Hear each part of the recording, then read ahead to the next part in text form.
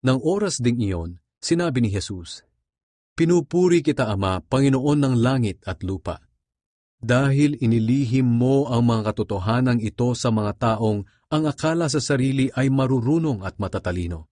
Pero inihayag mo sa mga taong tulad ng bata na kaunti lang ang nalalaman. Oo, Ama, pinupuri kita dahil iyon ang kalooban mo."